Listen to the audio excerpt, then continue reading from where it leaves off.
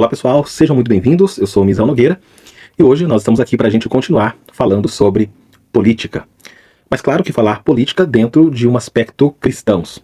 Nós fizemos um primeiro vídeo e nesse primeiro vídeo nós falamos sobre o cristão que às vezes quer seguir uma tendência de esquerda, progressista, e um cristão às vezes que quer seguir uma tendência política do conservadorismo, da direita. Tem algum problema nisso? Não, não tem problema nenhum. Nós somos cidadãos e, como cidadãos, nós também temos essa opção de escolher que tipo de sistema de governo nós pretendemos que seja executado na nossa cidade, no nosso país.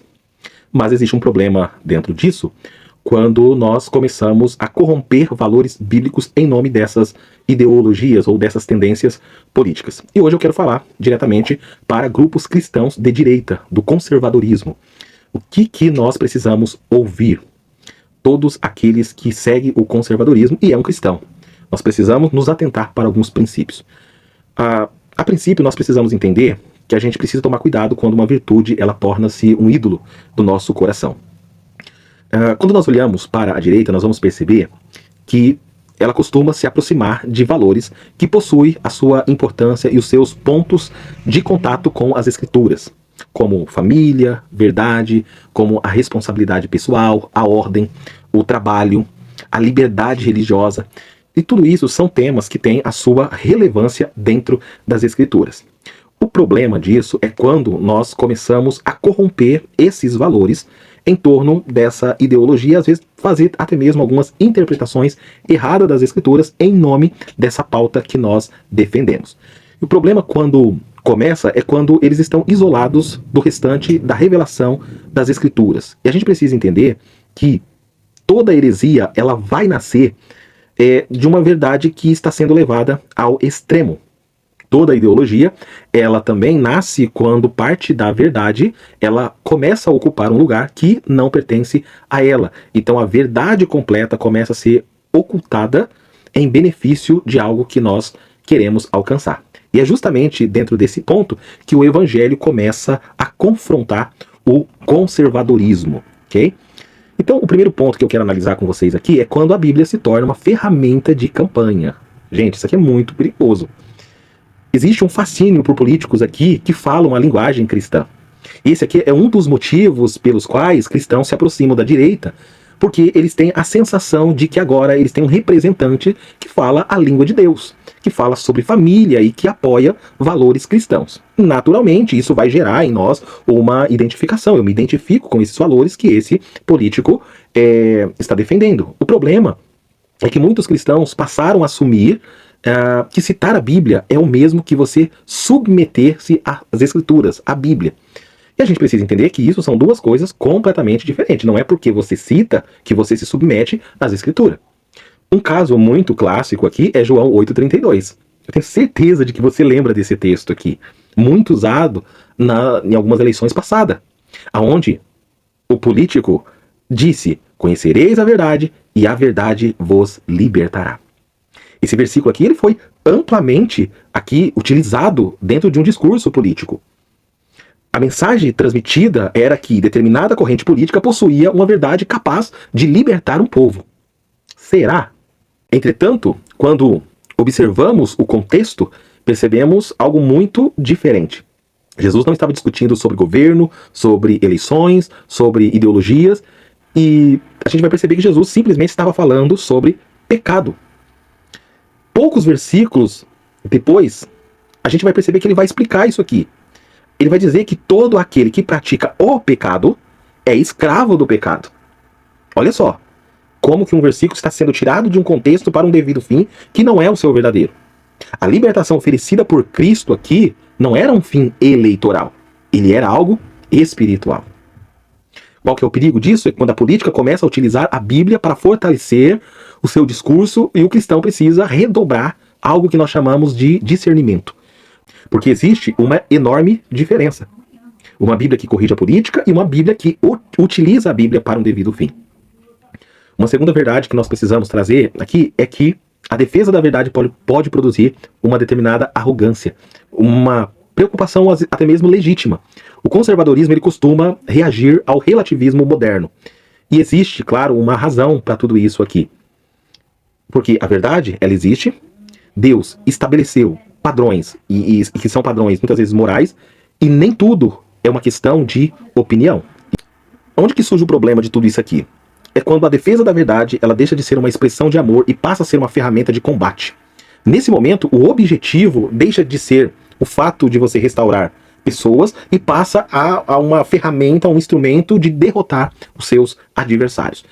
O cristão, ele começa a sentir prazer em estar certo, mais prazer do que em ver alguém sendo transformado.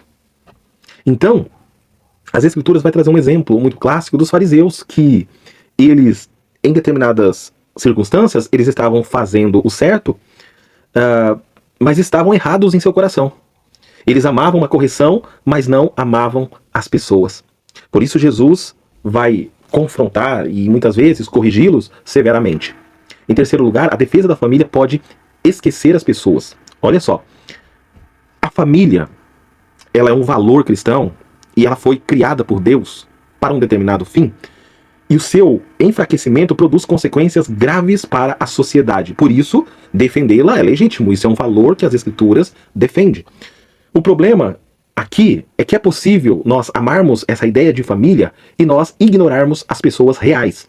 Muitas vezes a igreja ela sabe defender o casamento, mas não sabe acolher quem vive as consequências de um casamento totalmente destruídos. Então, ela sabe condenar muitas vezes o pecado, mas não sabe cuidar do pecador. Você já percebeu que nós temos uma dificuldade para acolher as pessoas homoafetivas, os homossexuais? São poucas igrejas que conseguem acolher e conseguem cuidar dessas pessoas. Porque, às vezes, as nossas questões morais nos impedem de nos relacionarmos com essas pessoas. Que são criaturas de Deus também. Que são pessoas amadas por Deus também. E nós precisamos amar como Deus. Então, a gente vai perceber que Jesus nunca reduziu o padrão moral de Deus, mas também ele nunca tratou as pessoas como quebradas ou muitas vezes descartáveis. Em quarto lugar, nós vamos também apontar aqui a responsabilidade individual. Ela não elimina a misericórdia. Olha só, a Bíblia ela vai ensinar sobre a responsabilidade pessoal, que as nossas escolhas elas possuem uma consequência. Então a gente precisa entender que nem toda dor ela pode ser explicada apenas pelas escolhas individuais, ok? A gente precisa entender que existe sofrimento, injustiça, opressão, tem tragédia no mundo, tem doenças no mundo. Existe também a solidão, o abandono, a depressão. Então, quando alguém transforma toda a realidade humana numa simples questão de mérito pessoal, ela vai perder a capacidade de demonstrar a sua compaixão. Então, a responsabilidade ela continua existindo, mas a misericórdia muitas vezes ela desaparece. Um outro problema também é quando a prosperidade se torna medida de espiritualidade.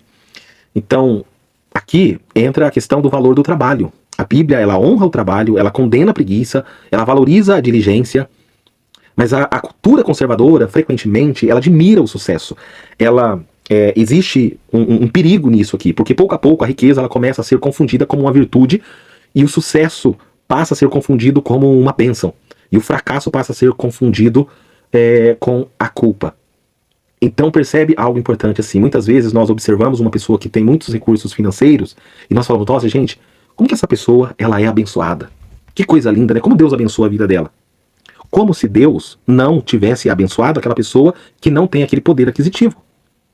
Então o reino de Deus ele é totalmente oposto, às vezes, àquilo que nós enxergamos. Não que ser rico, que ter dinheiro seja algo ruim. Não é isso que eu estou querendo dizer. O que eu estou querendo dizer é que esse mesmo Deus que abençoou financeiramente uma pessoa é o mesmo Deus que ama e cuida de alguém que é também extremamente abençoado, até mesmo na falta desses recursos que aquele outro irmão tem.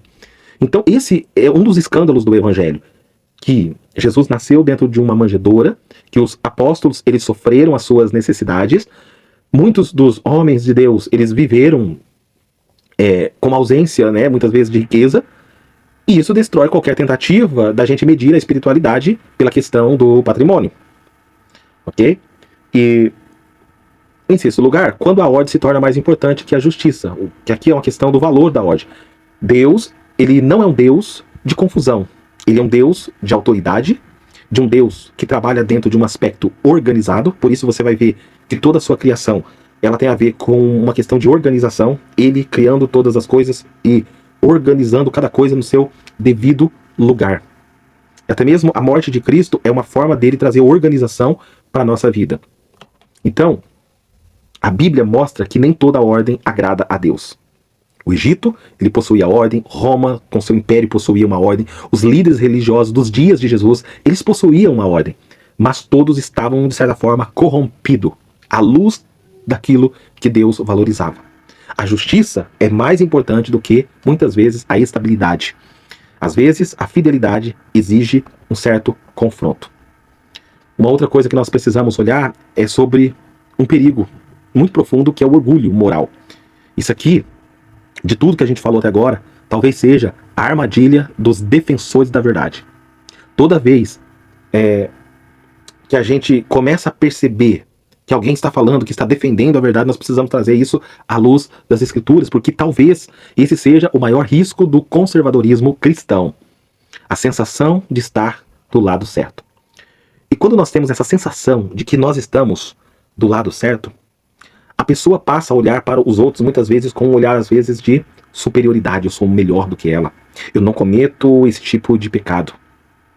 Ela se esquece que ela também é pecadora, que ela depende exclusivamente da graça de Deus. Esquece que a sua salvação não veio da sua moralidade, mas ela veio exclusivamente da pessoa de Cristo. Veja que os fariseus, eles não foram condenados aqui porque eles defendiam valores que eram errados. Eles foram condenados porque transformaram sua retidão no motivo de orgulho. Eu sou melhor. Eles oravam, né? Ainda bem que eu não nasci um samaritano. Ainda bem que eu não sou uma mulher. Então, olha que coisa terrível. Então, o evangelho é grande demais para caber dentro da direita. Você que é um cristão, você que é de direita, você que se diz conservador, ok, legal. Né, você ter uma tendência política dentro de um sistema de governo, de valores, daquilo que a Bíblia defende. Mas nós precisamos fazer tudo isso com discernimento. A palavra é discernimento. A direita, ela possui verdades que a esquerda frequentemente, às vezes, ignora, ok? Mas também possui pontos cegos que precisam ser corrigidos. Por isso que o evangelho, ele corrige também a nossa forma de fazer política. O evangelho vai confrontar ambos os lados, tanto a direita quanto a esquerda. Porque o reino de Deus, ele não foi criado para confirmar as nossas opiniões, ele foi criado para transformar os nossos corações. Isso é lindo, saber que Deus fez isso.